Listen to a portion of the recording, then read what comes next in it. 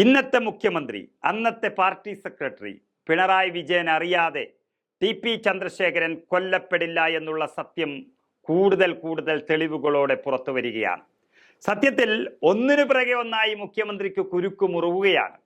അതായത് TP. വധക്കേസിലെ master brain അത് പിണറായി വിജയനാണെന്ന് കോൺഗ്രസ് നേതാവും മുൻ ആഭ്യന്തരമന്ത്രിയുമായ രമേശ് ചെന്നിത്തല വ്യക്തമാക്കിയിരിക്കുന്നു. കൃത്യം നടപ്പാക്കിയതിൽ CPM കോഴിക്കോട് ജില്ലാ സെക്രട്ടറി മോഹനന് നേരിട്ടിതിൽ പങ്കുണ്ടെന്നും ഫോൺ കോൾ വിവരങ്ങൾ പൂർണ്ണമായി കിട്ടാതിരുന്നതാണ് ഗൂഢാലോചനയിലേക്ക് അന്വേഷണം നീളാതിരുന്നതിന് കാരണമെന്ന സത്യമാണ് ഒരു മുൻ ആഭ്യന്തരമന്ത്രി ഇവിടെ വെളിപ്പെടുത്തിയിരിക്കുന്നത്. സർവീസ് പ്രൊവൈഡർമാരോട് പോലീസ് ആവശ്യപ്പെട്ടുവെങ്കിലും വിവരങ്ങൾ കിട്ടിയില്ല എന്നും പിണറായി വിജയൻ അറിയാതെയും സമ്മതം മൂളാതെയും ടി.പി. ചന്ദ്രശേഖരനെ കൊല്ലാനാകില്ലെന്നും താൻ ആഭ്യന്തരമന്ത്രിയായ ഘട്ടത്തിൽ ഇക്കാര്യങ്ങൾ വിശദമായി പരിശോധിച്ചുവെന്നുമാണ് രമേശ് ചെന്നിത്തല പറഞ്ഞിരിക്കുന്നത്. ഫോൺ കോൾ വിവരങ്ങൾ കിട്ടിയിരുന്നുവെങ്കിൽ പല ഉന്നതരും ടി.പി. വധ ഗൂഢാലോചനയിൽ ഉൾപ്പെടുമായിരുന്നു എന്ന യാഥാർത്ഥ്യവും ചെന്നിത്തല വെളിപ്പെടുത്തുകയുണ്ടായി. അതുകൊണ്ട് തന്നെ ഇനിയും സത്യം തെളിയുന്ന വഴികളിൽ കൂടി യാത്ര ചെയ്യുകയാണ് പ്രതിപക്ഷം. ഈ കൊലപാതകത്തിൽ ജില്ലാ സെക്രട്ടറി മോഹനനുള്ള പങ്ക് വ്യക്തമാകാൻ സുപ്രീം കോടതിയിൽ അപ്പീൽ നൽകാനുള്ള KK രമ MLA നിലപാടിന് UDFന്റെ പൂർണ്ണ പിന്തുണയുണ്ടാകുമെന്ന് അറിയിച്ചിരിക്കുകയാണ് രമേശ് ചെന്നിത്തല.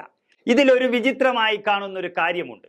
പാർട്ടി നേതാക്കളെ കൂടി കുറ്റക്കാരെന്ന് കണ്ടെത്തിയ ഈ ഹൈക്കോടതി വിധി സ്വാഗതം ചെയ്തിരിക്കുകയാണ് പാർട്ടി സെക്രട്ടറി ഗോവിന്ദൻ മാസ്റ്ററുടെ ഈ നിലപാട് തന്നെ CPM ടി.പി. വധത്തിൽ വഹിച്ച പങ്കിന് വ്യക്തമായ തെളിവാണ്.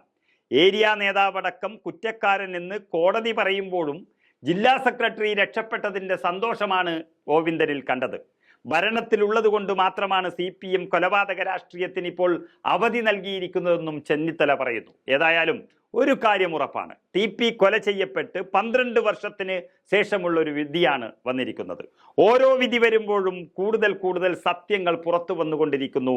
ടി.പി. കേസിൽ പിണറായിയോ അല്ലെങ്കിൽ CPMോ ഇനി 2 വർഷത്തിൽ കൂടുതൽ ഭരിക്കാൻ സാധ്യതയില്ല കേരളത്തിൽ. കോൺഗ്രസ് നേതാക്കൾ എല്ലാവരും ഒന്നൊഴിയാതെ പിണറായിയെയും മോഹനനെയും ടാർഗറ്റ് ചെയ്ത് നിയമ പോരാട്ടം ആരംഭിച്ചതോടെ നമുക്ക് കാത്തിരിക്കാം സത്യം തെളിയുമെന്ന വിശ്വാസത്തോടെ.